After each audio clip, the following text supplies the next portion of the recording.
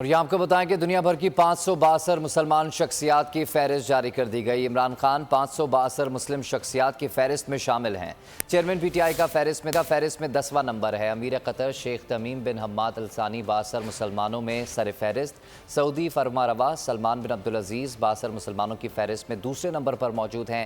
ایرانی supreme leader آیت اللہ علی خامنائی کا تیسرا نمبر ہے۔